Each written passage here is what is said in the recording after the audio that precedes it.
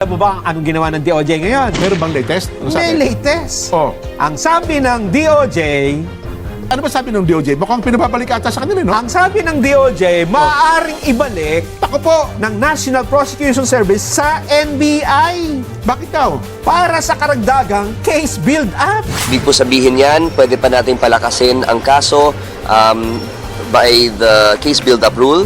Pwede nating ibalik sa NBI together with the prosecutors. Pwede rin nating i-recommend for preliminary investigation which will result dun sa pagsampa mismo sa kaso sa korte. Mabait din yung nagano yan eh. Parang sinabi, pwede ba pag-aralin niyo sa isang palasak na salita? Basura. Ito pa Basura. niya. Pag-aralan niyo pa nga. Diyan, kung ako sumulat ito, Oh. ibinasura ng DOJ Yun ang malaking istorya ang dyan. reklamong ipinal ng NBI Yun. laban kay BP Inday. Oo. Binasura po ito. Oo. Eh, ang problema, parang mabait lang ng konti, pinababalik para daw sa dagdag na case build-up. Hindi na case build-up yan. Hamunin natin dyan. Sige nga, i-file nyo. Baka mabatukan kayo ng DOJ. Grave threat, saka yun na inciting to sedition Sige, eh. i-file nyo ulit. Oo. Tingnan natin. Ibig sabihin, Case build-up, oh. bakit i-case build-up kung build-up na yung case? Diba? Akala ko ba airtight na yan? Ayun nga. Magandang maganda na, kompleto na. Sabi ko kasi ni spokesperson Miko Calabano, Ng DOJ, bukod kasi sa probable cause, sinahanap din ng mga prosecutor ang reasonable certainty of conviction. Well, alam naman kasi ho natin na yung antas po na tinitignan ho ng mga prosecutors ngayon ay hindi lang probable cause. Ngayon ay reasonable certainty of conviction. Mas mataas po yan na antas or level ng ebidensya kailangan para magsampa ng kaso. so para gusto sabihin ni Miko Calabano, Mababaw yung ipinal yung reklamo. Yun ang ibig lang niya sabihin. So kung sinabi niyang mababaw, pagdating nito sa impeachment, then, pwede ba naman silang sabihin, wow, malalim ang kasong ito. Mabigat ang aligasyon. Totoo ang mga ebidensya. Disgrasya. Pwede ba gano yun? Di ba? Yan ang sinasabi natin. Parang lang naman yan. Ay, Wala namang bago sa Pilipinas, di ba? Pero kasi dito sa punto niya, na ang issue po ng impeachment, ito po yan, ano po ito? Election po ito. Political issue po ito eh. Sigurado. Di ba? Kasi hindi naman ang pinag-uusapan yan eh, merits at demerits ng case eh. Di ba, Nelson? Totoo. Ang gusto lang po talaga ng impeachment, tanggalin mo sa posisyon, ibaba mo sa posisyon ang isang impeachable official. Kung ang pag-uusapan po ay merits at demerits ng case, sa mga nauna pong impeachment case, hindi naman gano'n ang nangyari. Totoo yan. Di ba? Kaya lang, pagtatawanan sila dyan, ha? Pagtatawanan sila. Halimbawa, nag-file ka ng impeachment. Halimbawa, yung article number 1 mo. Article of impeachment number 1. Numero 1, ha? Yung pagbabanta ng vice presidente. Ayun.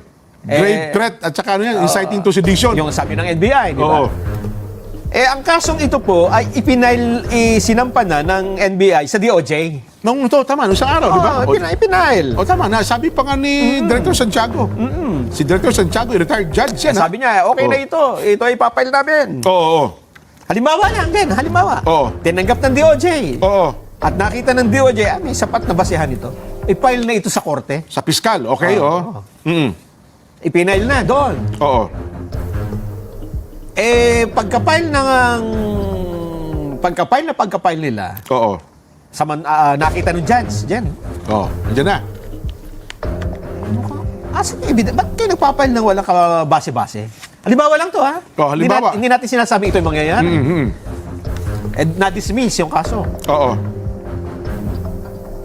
Anong mangyayari dun sa impeachment? Na sa June 2 pa.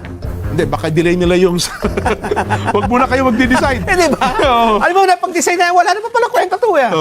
Okay, sa DOJ, preliminary investigation, nakita, ba't kayo nagpapail ng walang masyadong basihan? Hindi, sabi yan. Hindi, basihan kami, ito yung video. Galit na galit po si Big. Kasi natin, pinakita yung video daw eh. Yun nga. Yung video. Yan lang ba? Ang ebidensya na, hindi ho tatayo sa korte ito. Ganon? Anong mangyayari nyo kung hindi tumayo sa DOJ o kahit na sa judge, sa trial court, tapos dadalhin mo sa impeachment ay dismiss na kaso? Hindi lalo kang pagtatawanan ng tao, di ba? Oo, naging basihan na impeachment ay dismiss na kaso. Yun, ang masakit. Number 1. Kaya alam mo ba anong ginawa ng DOJ ngayon? Meron bang latest? Ano May sabi? latest. Oh. Ang sabi ng DOJ, Sabi? nasabi na, nasa DOJ na. Oo, tama. Sinabi ito nakaraan eh. Nasa piskalya. Napag-isip-isip nila, Parang sabi nga ni Director Santiago, 7 abogado dyan ang nag-usap-usap. siguro, napag-isip-isip ng DOJ, teka muna. Oh. Ito, ang didesisyonan namin, Oh. pagka pinawalang bisa namin ito, wala nang impeachment. Yung number 1, tanggal na yung... Sabihin, sa piskal pa lamang, baka... Oo. Ano ba sabi ng DOJ? Mukhang pinababalik ata sa kanila, no? Ang sabi ng DOJ, maaaring ibalik Ako po, ng National Prosecution Service sa NBI bakit daw? para sa karagdagang case build-up. Mabait din yung nagano yan eh. Parang sinabi, pwede ba pag-aralin nyo sa isang palasak na salita? Basura. Ito Basura. pa niya. Pag-aralan nyo pa nga. Diyan, kung ako sumulat ito, Oo. ibinasura ng DOJ Yun ang malaking istorya ang dyan. reklamong ipinal ng NBI Yun. laban kay BP Inday. Oo. Binasura po ito. Ang problema, parang mabait lang ng konti, pinababalik para doon sa dagdag na case build-up. Ibig sabihin, Case build-up, bakit i-case build-up kung build-up na yung case? Akala ko ba airtight na yan? Ayun nga. Maganda na, kompleto na. Sabi ho kasi ni spokesperson Miko Calabano, Ng DOJ, bukod kasi sa probable ko, sinahanap din ng mga prosecutor ang reasonable certainty of conviction ayun. o makatwirang kasiguraduhang mapapatunayang nagkasalang inirereklamo. Mas mataas na antas ng ebidensya ito na kailangan So para gusto sabihin ni Miko Clabano, tagapagsalita na, mababaw yung ipinal niyong reklamo. yun ang ibig lang niya sabihin. So kung sinabi niyang mababaw, pagdating nito sa impeachment, then, pwede ba naman silang sabihin, wow, malalim ang kasong ito. Mabigat ang aligasyon. Totoo ang mga ebidensya. Disgrasya. Pwede ba mag yun? Di ba? Yan ang sinasabi natin. Hindi, ang tanong na lang niya sabi, daanin niyo na lang sa drama. Diba? Daanin niyo na lang sa drama. Ngayon, ganito, Jen, ha? Anong mangyayari ngayon? Ibabalik sa NBI. Eto ang tanong. Ipapile pa ba uli ito ng NBI sa DOJ? Case build-up daw no? Magkikase build-up ito, mga 2 taon. Alam mo, well, again, sa mga impeachment na nangyari po sa atin, sa Pilipinas, again, hindi po ata pinag-uusapan ito, merits at demerits of Totoo the yun. case. Ang pagkakaiba nito, Jen, kasi kay Corona, di ba, nag-impeachment muna. Tapos, saka nag-case sa korte. Basura eh. Kaya lang nauna yung impeachment. Yun na nga. Ang kaibahan, nauna itong Ipinail na case ng Pinail NBI. Kaya nung nakita nila na, wait. There's mukhang mayayari Delikado tayo tayo dyan. dito, delikado. Impeachment muna tayo bago kayo mag-file. Nakita nila yun eh. So therefore, I conclude, hindi na po ito ipapile ng NBI Ganon. bago mag-impeachment. So, hindi na case build-up yan. Hamunin natin dyan. Sige nga, i-file nyo. Baka mabatukan kayo ng DOJ. Grave threat, saka yun inciting to sedition Sige, i-file nyo ulit. Tingnan natin. Yan ba yan? Ano ba yan? Under sa culpable violation of the Constitution ba yung... Ayun ang sinasabi kasi higher high crimes. High crime daw yun eh. Napa-texture yung ka-EDPEL. Sabi ng ka-EDPEL. Hindi po! Yan ang katunayan ng mga politiko sa bansa, hindi nag-iisip. Lutang. Talaga lang ha.